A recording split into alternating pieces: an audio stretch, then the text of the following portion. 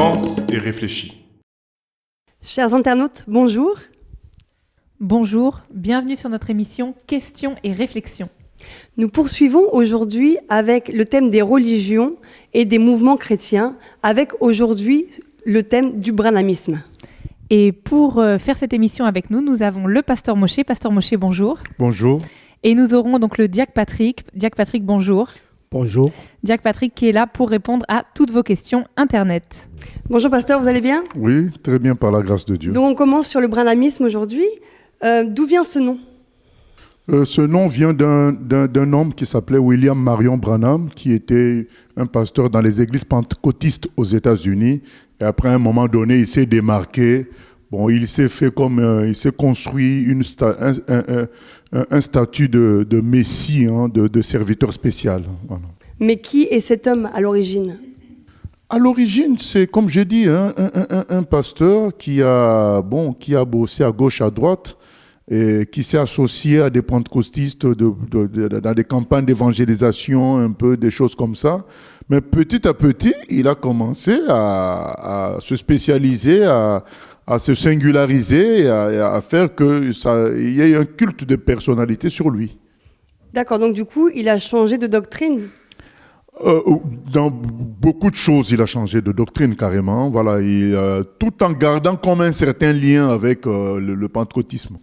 Et après, donc dans sa nouvelle doctrine, dans tout ce qu'il a recherché, du moins, est-ce qu'il est en accord avec les écrits bibliques ? Pas du tout. C'est-à-dire qu'il a dévié complètement, il a inventé des choses. Et la pire des choses, c'est qu'il a fait que maintenant, les gens ne se contentent plus de la Bible, mais qu'ils lisent son message d'une manière incontournable. C'est-à-dire, si tu ne lis pas le message de Branham, tu es considéré par les branhamistes comme quelqu'un qui a raté quelque chose. Donc c'est comme si Jésus n'était plus suffisant, c'est comme si la Bible n'était plus suffisante. Si tu n'as pas le message de Branham, tu n'es pas sauvé en quelque sorte. Donc du coup, le message, c'est un nouveau livre, c'est ça ? C'est pas un nouveau livre, c'est les enregistrements de ces prédications et la mise en écrit de ces prédications. Ce tout-là s'appelle le message. Donc, les branhamistes ne s'appellent pas trop branhamistes. Au fait, c'est nous, les gens d'extérieur, qui les appelons vraiment branhamistes. Eux, ils se disent du message. Donc, quand ils te rencontrent, il te posera la question, est-ce que tu es du message ? Donc, en sous-entendu, est-ce que tu adhères au message de Branham ? Ce n'est plus est-ce que tu es chrétien, mais est-ce que tu es du message ? Voilà. C'est l'ensemble de ces prédications mises par écrit. Voilà, il y en a plusieurs. J'aimerais parler un peu de ce que Branham nous dit sur Jésus. Donc, de ce que j'ai compris, il explique que c'est pas Jésus le Fils, mais qu'il n'y a pas donc Dieu le Père et Dieu le Fils, mais que le Père s'est fait Fils temporairement pour aller à la croix. Qu'est-ce que vous pouvez nous dire là-dessus ? Alors, Branham est dans la doctrine suivante concernant la personne de Jésus, la personne de Dieu. C'est qu'avant, dans l'Ancien Testament, il n'y avait que Dieu le Père. Et dans le Nouveau Testament, donc quand Jésus vient, Dieu le Père, il se transforme en Dieu le Fils. Et quand le Seigneur retourne au ciel, Dieu le Saint-Esprit, il se transforme en Dieu le Saint-Esprit. Au fait, il y a un remplacement. Donc, à chaque fois, il n'y a qu'une seule personne. Donc, avant, c'était le Père. Après, c'est le Fils. Ensuite, c'est le Saint-Esprit, ce qui est très faux. Alors, justement, par rapport à ça, est-ce que vous pouvez expliquer bibliquement pourquoi c'est faux ? Puisque je vais lire. On peut dire aussi, quelqu'un pourra dire, après tout, du moment qu'il ne nie pas le fait que Dieu, peu importe, Père ou Fils, est allé à la croix pour nos péchés, après tout, l'essentiel, entre guillemets, est là. Ce n'est pas la même chose, parce que le Père n'est pas venu en homme. Donc le Père, il est resté Dieu esprit, il n'est pas venu en homme, c'est le Fils qui est venu en homme. Donc il y a quand même une distinction. Voilà. Et nous lisons donc dans Luc 3, 21, 22, c'est écrit, tout le peuple se faisant baptiser, Jésus fut aussi baptisé, et pendant qu'il priait, le ciel s'ouvrit et le Saint-Esprit descendit sur lui sous une forme corporelle, comme une colombe. Et une voix fit entendre du ciel ces paroles, « Tu es mon fils bien-aimé, en toi j'ai mis toute mon affection. » Voilà. Donc nous voyons bien qu'il y a Jésus, le Fils de Dieu, qui est baptisé, qui est dans l'eau, et le Saint-Esprit descend sous la forme d'une colombe, et Dieu le Père qui parle. Donc on voit qu'il y a bien ce que Branham n'accepte pas. Donc il y a bien les trois personnes de la divinité au même moment. Donc pour lui, à chaque fois, il y a une seule personne. Donc ce qui est faux. Là, le passage qu'on vient de lire nous montre qu'il y a les trois personnes au même moment. Pasteur, cet homme, Marion Branham, il est considéré comme un prophète ? Non, par ses adeptes, il est considéré comme un prophète. Oui, d'accord, mais maintenant, est-ce que on parle de lui dans la Bible ? Dans la Est-ce que son Bible? nom ressort quelque part ? Jamais. Il y a aucun texte de la Bible qui parle de William Marion Branham. Il n'y a aucun texte. Donc, on ne peut pas le suivre ouvertement comme on suivrait Jésus qui dit « Je suis le chemin, la vérité et la vie. Nul ne vient au Père qu'en passant par moi. » On ne peut suivre personne comme on suit Jésus. Personne. Donc, ni Branham, ni qui que ce soit. Donc, Jésus a été clair. Il est le seul chemin. Donc, il dit, je suis le. Donc, il n'y a pas plusieurs chemins. Il n'y a qu'un seul chemin, c'est Jésus. Seul Jésus est mort à la croix pour nos péchés. Donc, il n'y a pas d'autres personnes qu'on puisse suivre comme Jésus. Ça n'existe pas. Du coup, Branham, pareil, on ne peut pas le suivre comme Jésus, même si ses adeptes, même le mettent au-dessus de Jésus. Malheureusement, ils se trompent et ça finira mal pour eux. Par rapport à ça, on voit, Branham disait que il est l'Élie dont parle Malachie 4.5. Qu'est-ce que vous pouvez nous dire par rapport à ça ? Nous lisons en Malachie, c'est mieux de lire à chaque fois qu'il est question. Donc Branham se réclame, donc c'est pourquoi d'autres l'appellent le prophète de Malachie. Donc il estime que c'est lui l'Élie qui est annoncé dans Malachie. Donc nous lisons Malachie 4, vous avez dit 4, 5. Voici, je vous enverrai Élie, le prophète, avant que le jour de l'Éternel arrive, ce jour grand et redoutable. Il ramènera le cœur des pères à leurs enfants et le cœur des enfants à leurs pères, de peur que je ne vienne frapper le pays d'interdit. Eh bien, nous allons voir maintenant dans Luc le texte qui se rapporte à ce que nous venons de lire, où on parle de cet Élie. On va lire aussi dans Matthieu, mais on commence par Luc chapitre 1er.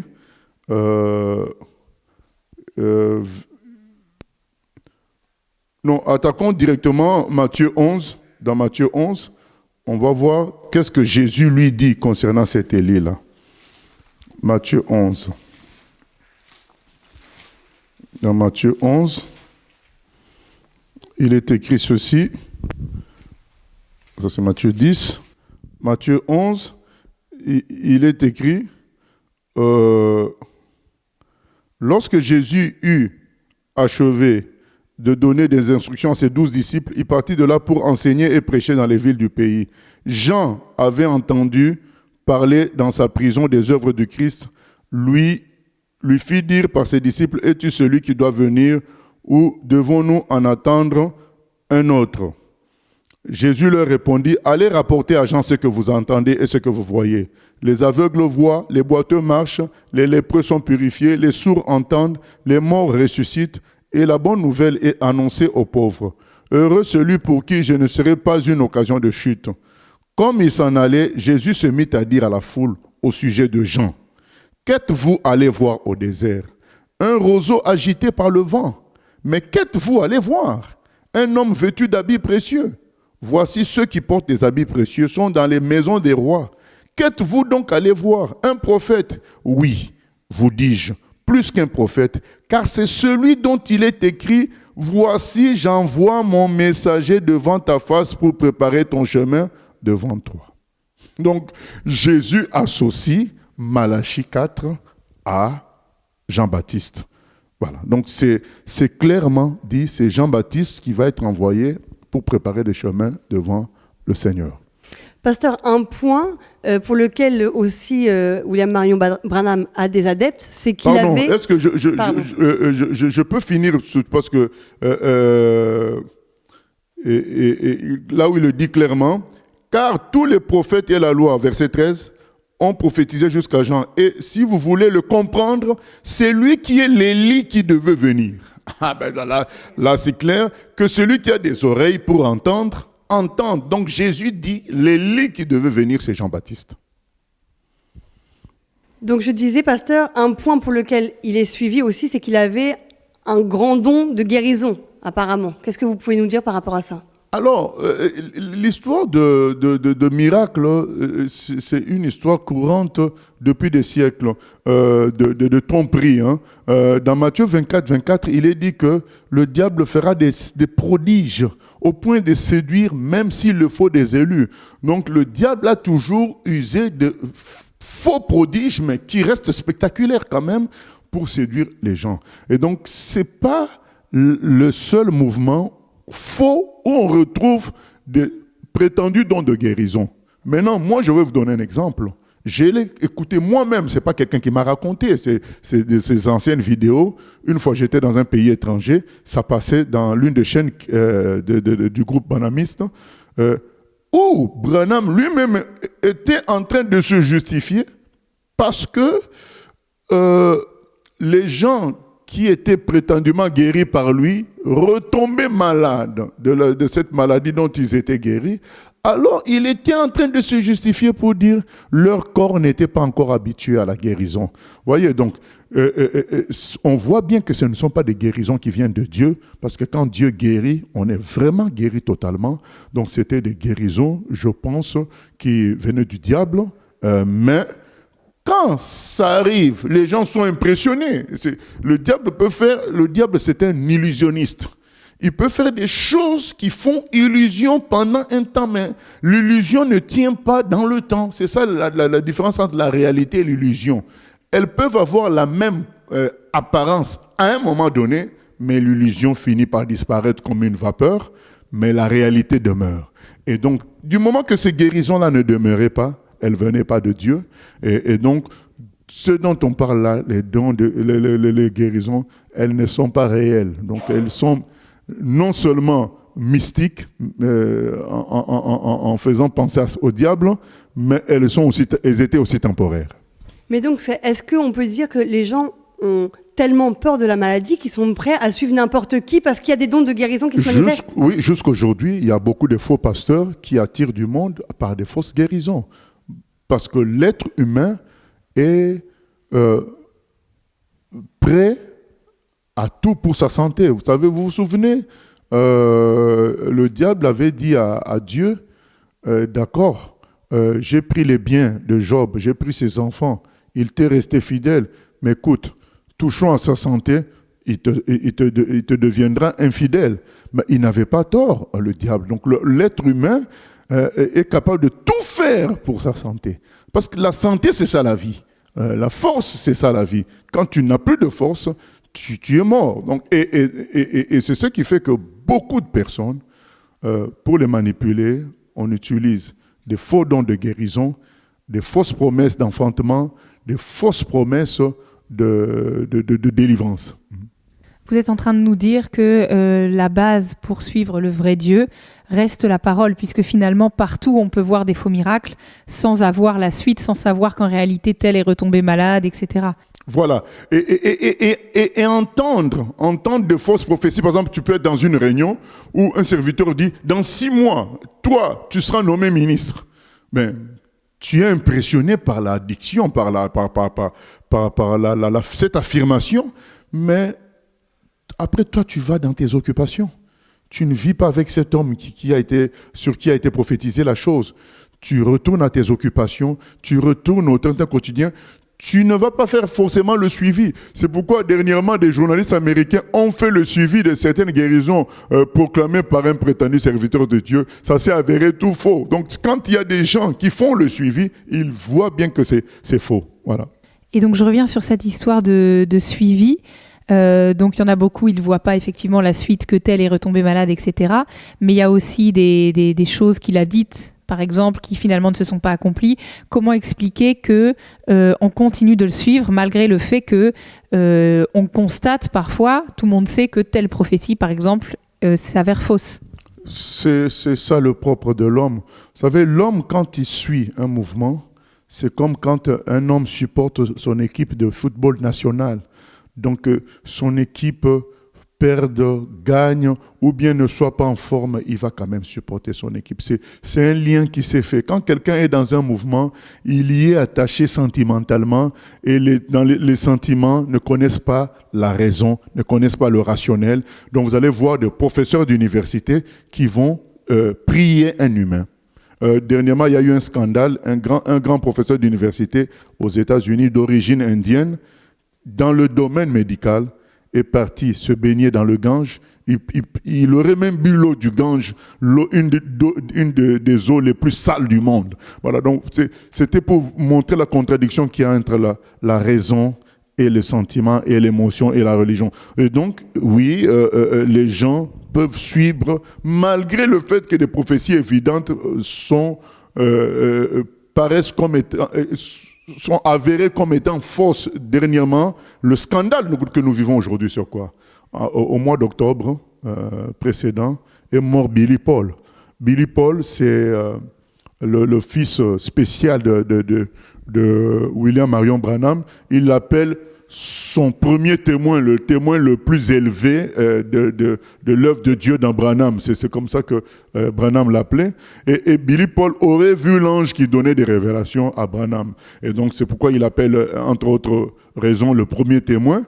Et lui, il avait prophétisé sur Billy Paul comme quoi Billy Paul ne vieillira pas, que Los Angeles serait englouti par une inondation. Et là, mais maintenant, Billy Paul est mort au mois d'octobre. Parce que quand il avait 80 ans, les gens disaient, 80 ans, c'est peut-être jeune pour Dieu, donc il n'a pas encore vieilli. Il est encore là pour longtemps. Mais là, il est mort, donc la prophétie ne s'est pas accomplie. Los Angeles n'est pas englouti. C'est une prophétie qui est fausse. Et là, quand même, il y a des effets dans le milieu branhamiste. Les gens se rendent compte qu'ils ont été bernés. Je reviens aussi toujours sur cette histoire de miracle. Donc ça, c'est ceux qui sont déjà attachés à cette doctrine-là.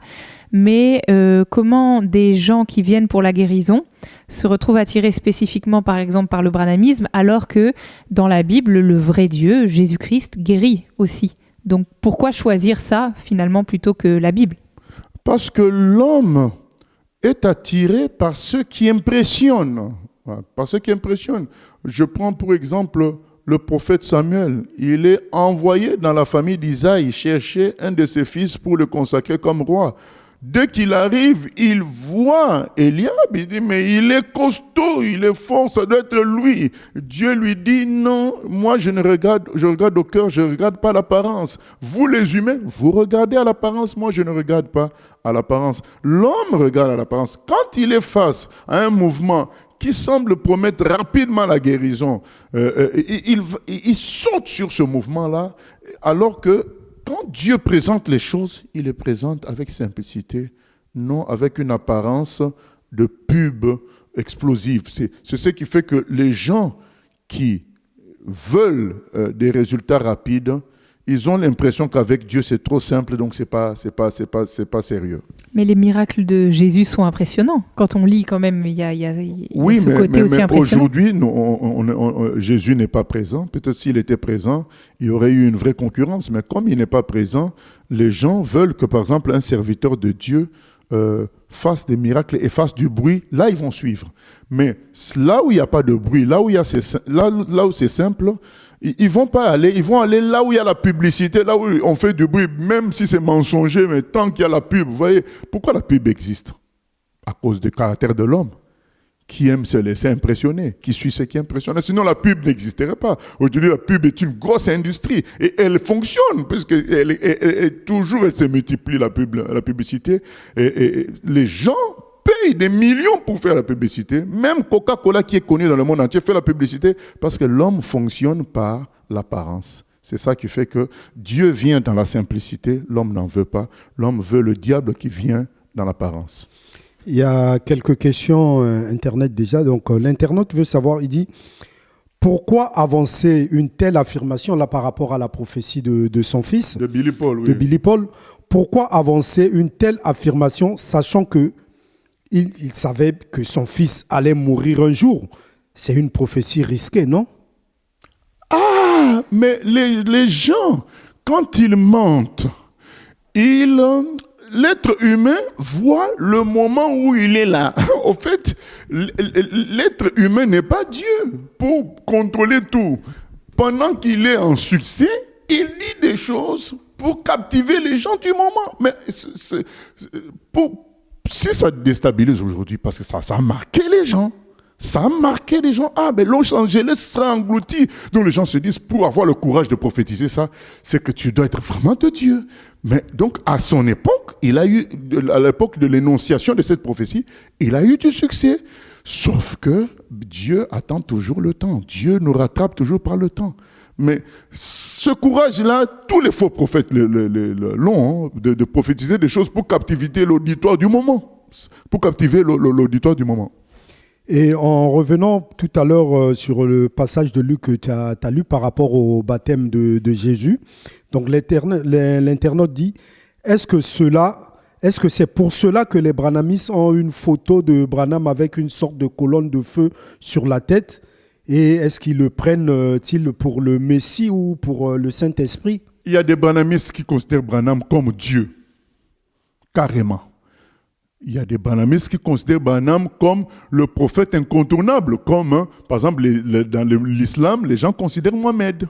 C'est une sorte de Mohamed pour les branhamistes. Donc c'est le prophète, d'accord, il y a Jésus, mais il y a un prophète incontournable. Si tu ne passes pas par lui, ton salut est comme tronqué. Voilà. Et c'est comme ça qu'il le considère. Et cette auréole de lumière, bien sûr, c'est des trafics de photographes, mais au fait, c'est de la distraction. Donc et ça ne veut rien dire de toute façon. Oui, comme dans l'islam, ils disent que quand Jésus avait annoncé le Saint-Esprit, c'est Mohamed. Donc, est-ce que chez les branhamistes, ce passage-là aussi, ils prennent ça comme... Non, ils n'utilisent pas le Saint-Esprit. Ils utilisent le fameux Malachie 4:5 pour dire que c'est l'Élie qui devait venir. Voilà. Mais Jésus a dit clairement, cet Élie-là, c'est Jean-Baptiste. Pasteur Moshe, qu'est-ce que nous dit la Bible par rapport justement aux personnes qui se revendiquent avoir des prophéties, des visions, des songes? Qu'est-ce que la Bible nous dit? La Bible nous dit ceci dans Deutéronome 13. Voilà, parce que nous prenons les deux Deutéronomes. Hein. Ces deux vérités sont dans Deutéronome. On commence par le plus simple, Deutéronome 18.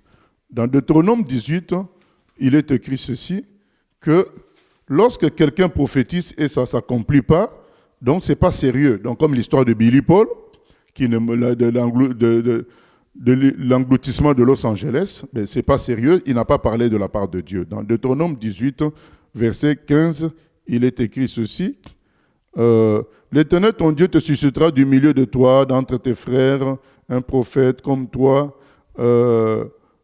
Mais verset 20, on va au verset 20. Mais le prophète, donc maintenant pour faire la différence entre le vrai, donc celui que Dieu envoie et un autre, mais on dit, il est écrit ceci, mais le prophète qui aura l'audace de dire en mon nom une parole que je ne lui aurais point commandé de dire, ou qui parlera au nom d'autre Dieu, ce prophète-là sera puni de mort. Peut-être diras-tu dans ton cœur, comment connaîtrons-nous la parole que l'Éternel n'aura point dite? Quand ce que dira le prophète n'aura pas lieu et n'arrivera pas, ce sera une parole que l'Éternel n'aura point dite. C'est par audace que le prophète l'aura dite. N'aie pas peur de lui. Donc, quand ça n'arrive pas, ça ne vient pas de Dieu. Ça, c'est le premier critère. Deuxième critère, c'est pas très loin, Deutéronome 13, 1 à 5. Il est écrit ceci. Au cas où ce que dit un prophète s'accomplissait, on va lire, s'il s'élève au milieu de toi un prophète ou un songeur qui t'annonce un signe ou un prodige, et qu'il y ait accomplissement du signe ou du prodige dont il t'a parlé en disant, c'est-à-dire que la personne annonce un signe, ça s'accomplit, mais ensuite il apporte une doctrine, voilà c'est ce qui est écrit, allons après d'autres dieux, des dieux que tu ne connais point, et servons-les. Tu n'écouteras pas les paroles de ce prophète ou de ce songeur, car c'est l'Éternel, votre Dieu, qui vous met à l'épreuve pour savoir si vous aimez l'Éternel, votre Dieu, de tout votre cœur et de toute votre âme. Vous irez après l'Éternel, votre Dieu, et vous le craindrez, vous observerez ses commandements, vous obéirez à sa voix, vous le servirez et vous vous attacherez à lui. Ce prophète ou ce songeur sera puni de mort. Donc, que nous dit ce passage? Si quelqu'un prophétise, admettons dans 2 ans, il y aura telle chose, et que ça arrive, et que ce prophète apporte des enseignements qui contredisent la vérité de Dieu, considérez que c'est Dieu qui a permis ça pour voir nos cœurs, pour voir si nous sommes attachés à la vérité ou à tout ce qui peut paraître extraordinaire. Et qu'il ne faudrait pas écouter ce genre de prophète, il faut rester sur la vérité. Les branhamistes ne lisent pas du tout la Bible. Les branhamistes, c'est comme les musulmans, c'est comme les catholiques, c'est comme toutes les sectes. Les mormons, ils te citent la Bible, mais ils trouvent le moyen de salir en même temps la Bible. C'est une technique pour approcher, récupérer, ensuite, exclure la Bible. C'est ça la technique. On s'approche en disant, mais Jésus est aussi un prophète de l'islam. Ah, mais donc on peut faire unité. Mais dès que tu entres, mais non, maintenant c'est le dernier prophète qu'il faut suivre. Les Mormons vont s'approcher en disant, mais nous avons la Bible. Ils ont la Bible. Mais attention, mais il y a un livre, le livre de Mormon. Si tu ne suis pas, tu n'es pas dans... il te manque quelque chose. Et après... Quand tu entres dans le mouvement, ils t'ont séduit, la Bible n'est plus utilisée. Les catholiques vont te dire, mais nous avons aussi la Bible. D'ailleurs, nous l'aurions, fabriquée, ce qui est faux. Maintenant, dès que tu t'approches, ce n'est plus... tu peux faire 5 ans de théologie chez les catholiques, tu ne vas pas lire la Bible. C'est le droit canon, c'est la philosophie, c'est la logique de l'Église, la doctrine de l'Église que tu vas lire. Donc, c'est ça la technique. On utilise juste la Bible pour appâter, pour se donner une caution. Mais en réalité, on pratique autre chose. C'est le message de Branham qui est suivi. Mais pourtant, ça paraît si simple, là, quand on lit. On a l'impression que tout y est écrit dans la Bible. Comment ne pas se référer à ça ? C'est le cœur. Jésus a dit ceci à Pilate. Je suis venu rendre témoignage de la vérité. Ceux qui sont de la vérité m'écoutent. Si le cœur n'est pas tortueux, tu accepteras la simplicité de la Bible. Mais dès que je crois qu'on a envoyé une pensée de jour aujourd'hui, dès qu'il y a trop de choses dans ton cœur, dès que tu es agité, tu ne vas pas suivre la simplicité de la Bible. Les gens sont agités, ils apprennent, Branham a fait des miracles là, un tel a bâti une telle église là, mais c'est extraordinaire ce qui se passe là-bas. Ils sont agités. Pour écouter Dieu, il faut faire silence. Tu fais silence, tu dis Seigneur, où es-tu? Révèle-toi à moi. Tous les gens qui sont simples, qui cherchent vraiment Dieu sans intérêt, ils trouvent la vérité. Mais dès que le cœur est tortueux, qui se complique, Ecclésiaste 7, 29 dit, Dieu a fait les choses droites, c'est l'homme qui cherche des détours. Dès que tu cherches des détours, tu vas en trouver, tu vas être servi. Mais si tu cherches la simplicité, tu vas trouver Jésus, la vérité. Pourtant, c'est vraiment la parole qui nous protège, parce que là, avec ce que vous disiez, en vérité, on ne peut pas attendre... là, Branham est déjà mort, c'est maintenant que certains branhamistes se rendent compte que sa prophétie est fausse. Donc ça veut dire qu'il y a des gens peut-être sincères, mais qui, parce qu'ils ne lisent pas la parole, sont restés peut-être 50 ans comme ça dans le branhamisme. Parce qu'ils ne sont pas non plus encouragés à lire la parole, ils sont encouragés à lire les interprétations de Branham de la parole. C'est ça la différence. Il faut être dans des endroits où on te laisse libre et on t'encourage à lire personnellement la Bible. Voilà, parce que le Saint-Esprit enseigne aussi. Dieu a établi des gens pour nous enseigner, mais le Saint-Esprit le fait aussi directement. Voilà, donc il y a les deux manières d'enseigner de Dieu. C'est par des serviteurs qu'il a établis, mais c'est par lui-même aussi. Alors quand on se refuse soi-même d'être enseigné par Dieu, on ne veut être qu'enseigné par des humains, c'est pas bon. Pasteur, est-ce que vous avez quelques conseils justement pour éviter aux personnes de tomber dans des sectes, puisque vous nous parlez quand même que beaucoup de mouvements sont des sectes? Le conseil simple est le suivant, c'est que il n'y a qu'une seule vérité, c'est la Bible. Dès que quelqu'un s'écarte de la Bible, il faut que ce soit comme un réflexe. Dès que quelqu'un veut utiliser autre chose pour baser votre foi, pour vous augmenter quelque chose, pour vous édifier, faites attention. Il faut suivre que ceux qui utilisent la Bible, et la Bible seule, et qui vous laissent libre de lire la Bible. Deuxième chose, il faut que dans un endroit, il n'y ait qu'une seule personne qui apporte le salut, qui soit la vérité, c'est Jésus. Dès qu'il y a comme une forme de deuxième personne, un prétendu pasteur, un prêtre, un certain homme prophète spécial, sachez que c'est du faux. Donc, ce sont ces deux détails-là qui doivent être serrés dans nos cœurs. On ne touche pas au chemin du salut, à la voie du salut, c'est Jésus seul. On ne touche pas à sa nature, il est Dieu. De l'autre côté, on ne touche pas à la Bible, c'est la seule parole de Dieu sur terre que Dieu nous a laissée. Si tu tiens à ces deux choses-là, personne ne t'aura. Et bien sûr, il faut aussi avoir un cœur qui veut la vérité, qui veut la franchise. Jésus dit, ce sont ceux qui sont de la vérité qui m'écoutent. Oui, pasteur, est-ce que les branhamistes parlent-ils du salut? Comme les chrétiens, la Bible parle du salut. Les branhamistes Pas parlent-ils du salut? clairement. Les branhamistes parlent d'intégrer les messages. C'est ça. Ils ne parlent pas clairement du salut. Parce que, vous voyez, si tu parles clairement du salut, tu es obligé d'admettre qu'il n'y a que Jésus qui sauve.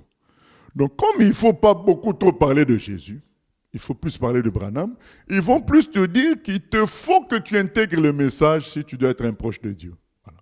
C'est ça. Donc en un mot, chez eux, pour avoir le salut...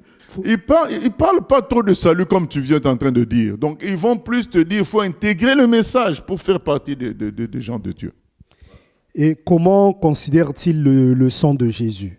Est-ce qu'ils parlent-ils du sang de Jésus? Je ne connais pas trop ce volet-là, mais je tiens à dire à ceux qui nous suivent que je ne veux pas m'étaler sur des détails concernant les faussetés de Branham, parce qu'il y en a tellement beaucoup que ce sera de la distraction. Nous sommes dans l'essentiel qui égare vraiment les gens. Nous voulons détricoter ça, mais pas aller dans tous les détails. Il y a des gens sur le net, notamment il y a une vidéo, Lumière sur le branhamisme, et un livre aussi, Lumière sur le branhamisme, écrit par Christian Pitt.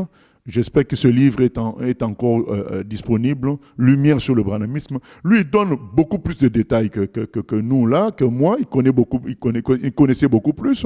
La vidéo, elle est aussi merveilleuse, Lumière sur le branhamisme. Donc, ce sont des choses, des gens qui ont bien fouillé. Mais nous voulons rester dans l'essentiel, dans le simple, que quelqu'un qui va suivre notre émission puisse comprendre qu'il faut revenir vite à Jésus. Jésus seul est la Bible. Voilà. Ce qu'on peut retenir par contre, c'est que comme dans toutes les religions, il n'y a pas de notion finalement de salut clair. Il n'y a pas de si tu fais ça, tu seras sauvé. Comme dans toutes les religions, il n'y a que Jésus en réalité qui dit clairement qu'il faut le suivre, que c'est lui le salut. Oui, voilà. Donc il n'y a que Jésus qui dit clairement, je suis le chemin, la vérité et la vie. Nul ne peut aller au Père que par moi. Voilà. Et dans Acte 4:12, il est dit, le salut ne se trouve en aucun autre. Voilà. Donc il n'y a que le nom de Jésus qui sauve. Ça, c'est la vérité la plus claire que nous connaissons. Mais dans tout le reste, il y a comme une collection d'articles, de lois, de façons de faire qu'il faut suivre. C'est nébuleux, c'est vague. Donc en réalité, on t'intègre à une communauté, à un mouvement. En fait, c'est ça là, le truc. Ce n'est pas, on ne te relie pas à Dieu, mais on t'intègre à un mouvement. Pasteur, pour nous, ça paraît assez clair que ce soit une secte, mais il y a quand même beaucoup d'adeptes. Est-ce que c'est vraiment subtil sur le fait, sur quoi il s'appuie? Alors, il faut toujours voir que l'être humain, comprendre que l'être humain, c'est un être qui n'est pas mathématique, qui n'est pas toujours rationnel. Il a des émotions et des sentiments et son psychisme peut l'emporter sur la rationalité. Voilà, donc il y a des gens qui te diront, ben moi, mon père, avant de mourir, il m'a dit que je ne change pas de religion, que je reste catholique. Mais à cause de ça, je reste catholique. Vous voyez, donc une telle personne n'a aucun argument valable. C'est juste que elle aimait beaucoup son père, c'est tout. Voilà. Ce lien-là suffit pour le maintenir dans le faux. Ça, c'est l'être humain. Donc, pour nous, c'est clair parce qu'on a reçu une éducation à suivre que la Bible. Mais quelqu'un qui n'a pas reçu cette éducation, quelqu'un qui est pris par des circonstances, des sentiments, des émotions, il faut justement qu'on fasse des émissions comme ça pour lui ouvrir les yeux.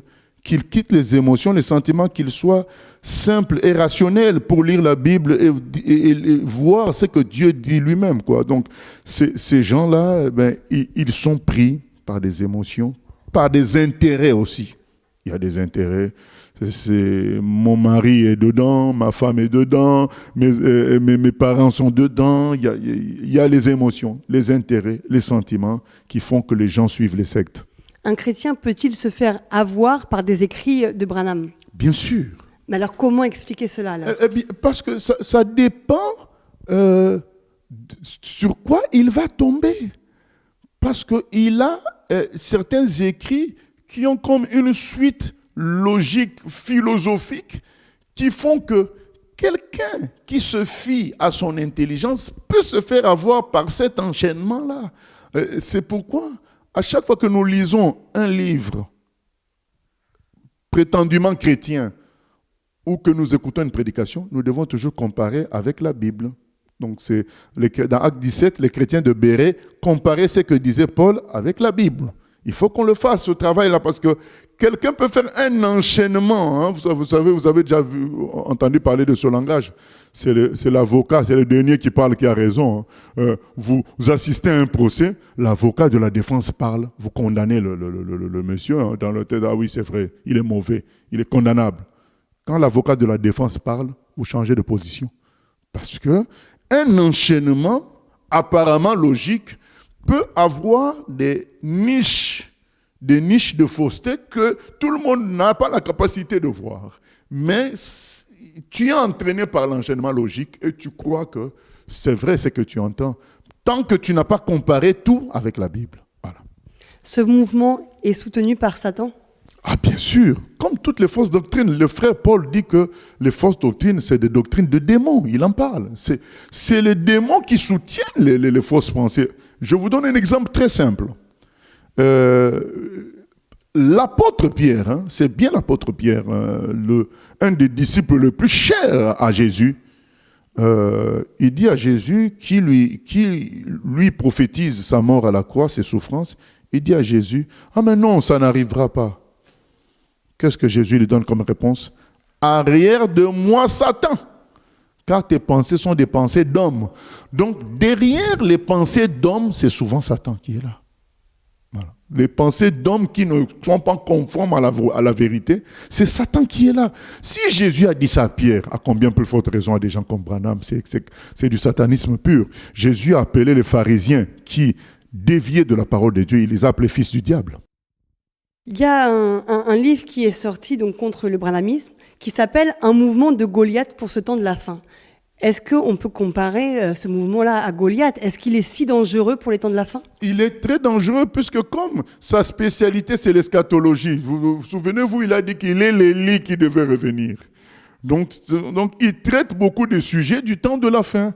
Et donc un chrétien non averti qui lit ces documents va avoir l'impression qu'il a en face de lui quelqu'un qui a la clé de cette période-là et va suivre. Oui, c'est vraiment, ça fait partie des dangers du temps de la fin, effectivement. Est-ce que la Bible parle d'un mouvement, enfin de mouvements comme ça, justement?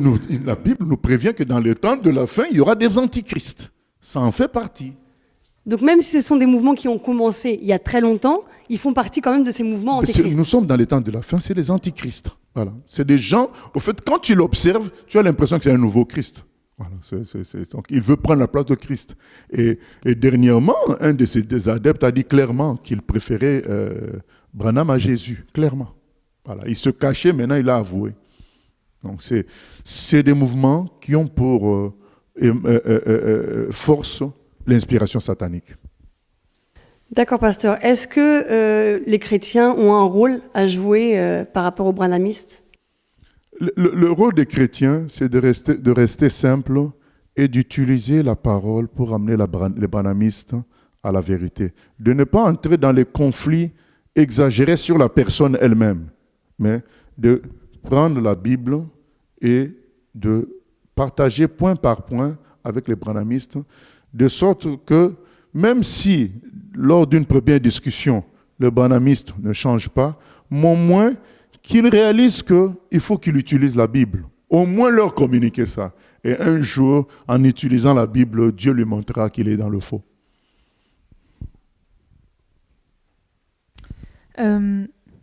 Pour tomber... les chrétiens... La Bible nous demande d'être simple. La Bible nous demande d'être simple pour croire en la parole de Dieu. Maintenant, comment on peut faire la différence entre la simplicité pour croire en Dieu, ce que Dieu nous demande, et puis la simplicité des gens qui aussi tombent dans ces sectes-là par crédulité? C'est quoi la différence entre les deux finalement? La vraie simplicité, c'est... n'avoir pas d'intérêt personnel. Je cherche quoi? Donc maintenant, je suis au marché. Je me dis, je cherche quoi? Les aubergines. C'est les aubergines que je cherche. Donc, je vais aller là où on vend les aubergines. Je compare la qualité des aubergines. Mais si je suis au marché, je cherche... On m'a dit que ma cousine vendait les aubergines. Là, je ne cherche pas que les aubergines. Je cherche les aubergines que vend ma cousine. Forcément, là, les objectifs ne sont plus les mêmes. Il y a un manque de simplicité. La simplicité serait que je cherche que les aubergines. Je ne sais que ce soit ma cousine ou pas. Moi, ce n'est pas ça qui m'intéresse, les aubergines. Je choisirai les aubergines de qualité. Mais si je cherche en même temps que les aubergines, enrichir ma cousine, là, j'ai bradé ma recherche d'aubergine. Je ne suis pas dans la simplicité. Donc la simplicité, c'est vraiment chercher Dieu tel qu'il est, sans artifice. Mais si je cherche Dieu en même temps que satisfaire ma maman, satisfaire mon papa, satisfaire mon mari, satisfaire mon environnement, j'ai bradé ma recherche de Dieu. Je ne suis plus dans la simplicité. Donc, il faut que les gens sachent qu'est-ce qu'ils veulent. Quelqu'un va chercher Dieu, mais il veut que Dieu accepte sa fiancée ou son fiancé. Donc là, il ne cherche pas seulement Dieu, il cherche le Dieu qui acceptera ça. Donc, c'est sortir de la simplicité. La simplicité, c'est être à nu devant Dieu. Dis-moi, et c'est écrit dans 2 Corinthiens 3, 17 à 18, nous qui avons le visage dévoilé, nus devant Dieu, sans artifice, nous rencontrons vraiment Dieu et nous sommes transformés. Mais ceux qui ont d'autres intérêts autour, d'autres visions autour, forcément, ils ne vont pas rencontrer Dieu. Il faut être simple, ne chercher que Dieu seul. Donc il faut, si je comprends bien, chercher que Dieu seul. C'est ça la vraie simplicité. Et donc, sans condition en fait. Venir en disant... voilà, je te veux et je te suivrai après. Voilà, peu importe si je dois renoncer à telle ou telle chose, c'est toi que je veux. Voilà. Oui, et aussi, comme je viens de donner l'exemple d'aubergine, toi tu veux les aubergines ou pas? Voilà, tu veux les aubergines de ta cousine ou les aubergines? Quelqu'un, aujourd'hui, notre problème, c'est quoi? Donc, j'en viens sur l'essentiel. À part la simplicité dont je viens de dire, ça va exactement ce dont en donnant l'exemple des aubergines. Pour nous, les aubergines, c'est quoi? Quel est notre problème? Pourquoi nous voulons croire en Dieu? Nous voulons croire en Dieu parce que nous ne sommes pas bien. La vérité entre nous, c'est ça. Nous voulons croire en Dieu parce que y a des malheurs dans le monde. Nous commettons des péchés et nous ne sommes pas bien. Nous savons que ce n'est pas bon. Il y a une force qui nous dit que ce n'est pas bon. Nous mourrons, ça nous embête. Vous savez, quand un d'entre nous meurt, quel déchirement, quelle souffrance. Nous sommes malheureux. Et nous avons bien compris plus ou moins que c'est le mal qui est la source de tout ce malheur-là. C'est ça notre problème. Maintenant, quand toi tu cherches Dieu, tu le cherches pour être un grand prédicateur, tu le cherches pour attirer beaucoup de monde, ou bien tu veux régler le problème du mal. Et c'est le cas de 2 voleurs à la croix. Ils étaient 2. Il y a un qui, les 2 au début ont critiqué Jésus, mais il y a un qui s'est ressaisi. Il a dit, mais en fait, quel est mon problème à critiquer cet homme? Mon vrai problème à moi, c'est que je suis crucifié à cause de mes péchés. Mon vrai problème, ce sont mes péchés. Cet homme a dit, laissons-le tranquille. Lui n'a commis aucun péché. Mais nous, si nous nous retrouvons à la croix, c'est parce que nous avons péché. Au fait, cet homme est revenu à l'essentiel, aux aubergines. Mon problème à moi, c'est que je ne suis pas bien, je suis à la croix, mais je suis à la croix pourquoi? Parce que j'ai commis des péchés. Donc mon problème, ce sont les péchés. Et là, comment ça va être réglé? Mais par celui qui n'a jamais péché. Oh, mon voisin, il n'a jamais péché. Donc, il est d'une essence supérieure. Il doit connaître le secret de la vie, le secret du paradis. Seigneur Jésus, quand tu viendras, sauve-moi. Simplicité. Il veut le salut. Il ne cherche pas la popularité. Il ne cherche pas la guérison. Il cherche d'abord à régler le problème essentiel qu'il a amené à la croix, le problème du péché. Le Sauveur est à côté, je saisis, même s'il est à la croix. Il ne regarde pas ça. Alors, le deuxième voleur, c'est quoi?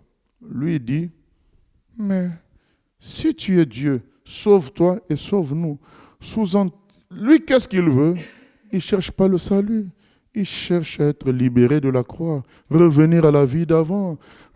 Donc, qu'est-ce que nous cherchons? Nous devons, la simplicité, c'est pointer la chose qui fait vraiment problème. Ce qui fait problème entre nous, si nous nous retrouvons chrétiens, c'est parce que nous avons été mal à un moment donné à cause des péchés. Nous avons bien compris que les péchés étaient la source de tous nos problèmes et des problèmes de l'humanité. C'est pourquoi nous avons voulu en finir en choisissant celui qui n'avait jamais péché et qui avait pris nos péchés. Donc, qui réglait ce problème-là. Donc, beaucoup viennent dans les religions sans que ça soit pour cette raison-là que je viens de donner. Cette raison simple. Quand tu ne vas pas pour cette raison, tu ne peux pas rencontrer le Seigneur. On revient aussi sur la base de la conversion. En fait, tout homme est amené à regarder à soi, voir j'ai un problème, je vieillis. Voilà, toutes ces choses-là, je pêche, j'ai le péché. Comment m'en sortir? Finalement, c'est celui qui va chercher réellement une solution à ça, sans regarder les distractions autour, les guérisons, je ne sais pas, les pseudo-miracles, toutes ces choses-là. Pas les aubergines de ma cousine, mais voilà. Les aubergines les meilleures. C'est celui-là à qui le Seigneur se révèle clairement. Le Seigneur se révèle. Il a dit, je suis venu rendre témoignage à la vérité. Ceux qui sont de la vérité m'écoutent. Voilà. Pasteur, j'avais déjà dit précédemment dans une émission que sur Google, ils reconnaissent donc le branhamisme comme une secte, véritablement. Aujourd'hui, les sectes ne font plus peur? Les sectes ne font plus peur parce que... Mais la technique des sectes, c'est quoi? Ils disent aux gens qui sont dans les sectes que vous êtes parmi les élites. C'est vous les meilleurs. Donc les gens qui sont dedans, ils se sentent même fiers. Ils sont parmi les meilleurs, vous ne comprenez rien. Eux, ils ont compris, ils ont reçu la lumière. Donc les gens ne se méfient plus des sectes? Ah non! Les gens, il est écrit que dans les derniers temps, les gens, l'amour pour le faux augmentera. Les gens veulent du concret. Là, ça marche. Il y a du monde. C'est ce que je veux. Là, ça marche. On a appris qu'on avait prié pour un tel, il est devenu riche. C'est ce que je veux. Mais la simplicité, chercher la vérité, chercher à régler le problème de péché, les gens n'en veulent plus. Mais justement, là, on est complètement dans le contraire de la simplicité. Est-ce que ça, c'est dû au progrès du péché dans le monde ? Voilà. Le mal augmentant, on a l'impression que suivre la vérité, c'est être sec. Il n'y a pas de résultat. Et du coup, comme l'être humain a toujours cherché du résultat, le meilleur salaire, la plus grande maison, il va être attiré de plus en plus sur ce qui produit le résultat, le mal. Au fait, c'est le mal en augmentant fait qu'augmenter le mal aussi. Donc c'est ça. Parce que quand il augmente, il donne une impression de succès. Ça marche. Or, ça ne marche pas, puisque quand on suit les gens à la fin, on sait comment ils finissent, les influenceurs, les musiciens, les sportifs. On a vu comment Maradona finit, Michael Jackson. Mais au moment où ils ont le succès, les gens se disent, mais c'est ça qui marche. Voilà, c'est malheureusement la logique de l'instantané, de l'instant, va tuer beaucoup de personnes. Mais suivre Dieu, c'est une marche dans la vérité qui peut prendre un certain temps. Mais justement, je voulais revenir à une question tout à l'heure. Vous nous avez dit par rapport à la guérison que les gens suivaient donc les pasteurs de guérison justement parce qu'ils tenaient à leur santé. Mais ils tenaient à leur santé et ils voulaient la guérison immédiate, donc telle que ces gens-là en font la pub. Voyez la différence avec Jésus. Lorsqu'il était dans ses guérisons immédiates, il ne voulait pas de la pub. Il disait aux gens, ne racontez pas que c'est moi qui ai prié pour vous. Voilà. Ok, mais maintenant j'en reviens à l'être humain. L'être humain n'a pas plus peur de la mort plutôt que de la maladie ? Malheureusement, l'être humain a un problème, c'est que c'est l'instant présent qui importe pour lui. C'est l'erreur la plus grave de l'être humain. Au lieu de voir l'avenir, il suit l'instant présent, le court terme et le moyen terme, au lieu de suivre le long terme. Ça, c'est une des plus grosses erreurs de l'être humain. Vous voyez, à la croix, je reviens toujours parce que c'est le meilleur exemple. Il n'y a que deux êtres humains. On les retrouve à la croix. Celui qui est à gauche et celui qui est à droite de Jésus. Celui qui est à gauche, son problème, c'est... Enfin, je ne connais pas les côtés. L'un des côtés, le mauvais, là, lui, son problème, c'est l'instant présent. Je dois être libéré. Qui nous libère? Après tout, il est Dieu. Et l'autre dit, mais non. S'il est Dieu, c'est à moi de me soumettre à son plan. Mais moi, je lui exprime mon idée à moi, mon désir plutôt à moi, d'être guéri du problème du péché. Mais ce n'est pas à moi de lui exiger qu'il me libère tout de suite du présent. L'éternité vaut mieux qu'un instant présent de libération. Après, on retourne encore dans les problèmes. Vous voyez, donc, lui, il a visé l'éternité alors que l'autre a visé l'instant présent. C'est le gros défaut de l'être humain. C'est ça qui fait qu'il se fait avoir facilement par le diable. Donc là, pasteur, vous nous invitez à regarder à l'avenir plutôt toujours au ciel, à l'avenir, parce que c'est des milliards d'années. Des milliards d'années. L'instant présent est trompeur, c'est de l'illusion. L'instant présent, c'est de l'illusion. Parce que comme le temps passe vite, c'est de l'illusion. L'illusion, c'est quelque chose qui passe avec le temps. Donc on fait une démonstration, on sort un pigeon, en réalité il y a un trucage. Mais donc en ce moment-là, ça a fait du succès, mais cet homme-là est incapable de créer des pigeons. Voilà. C'est de l'illusion. Voilà. Pasteur, il y a une internaute qui s'interroge, il dit, je lis sa phrase, « Mon frère prie chez les branhamistes, mais ne voit pas le mal qu'il y a. Je lui demande pourquoi ils sont attachés au livre de Branham, au fait qu'il semble mettre Branham au même niveau que Jésus. Que faire? Que dire de plus ?» Quand on a parlé, nous devons faire confiance en Dieu à travers la prière, que c'est lui qui touchera les cœurs. Pasteur, nous arrivons donc à la fin de notre émission. Est-ce que vous avez un petit mot pour conclure ? Le mot de conclusion, c'est Jean 14, 6. Jésus dit clairement, « Je suis le chemin, la vérité et la vie. Nul ne peut aller au Père que par moi. » Que recherches-tu en tant qu'être humain? Tu cherches ton salut ou bien tu cherches le succès d'un ami? Tu cherches le succès d'une vedette qui s'appelle Branham. Si tu cherches ton salut, Branham n'est pas mort à la croix pour tes péchés. Il n'y a que Jésus seul qui est mort à la croix. Et il est clair en disant qu'il n'y a pas d'autre possibilité d'aller au Père que par lui, lui seul. Je supplie les branhamistes de revenir à Jésus seul qui sauve. Vous savez, Jésus l'a dit encore dans Jean 8, 23 à 24, il a dit aux pharisiens, « Si vous ne croyez pas en moi, vous mourrez dans vos péchés. Il n'y a que moi qui enlève les péchés. » Voilà, je supplie toutes ces personnes-là, branhamistes et d'autres mouvements, d'arrêter avec ces ismes et de revenir à Jésus seul. Merci, Pasteur Moshe et Diacre Patrick, d'avoir été avec nous sur ce plateau. Merci beaucoup de nous avoir suivis et nous espérons que vous avez été éclairés par cette émission. Et comme le pasteur Moshe l'a cité, nous prions que Dieu puisse sauver tous ceux qui sont dans ce mouvement. Nous vous bénissons au nom de Jésus-Christ. À bientôt.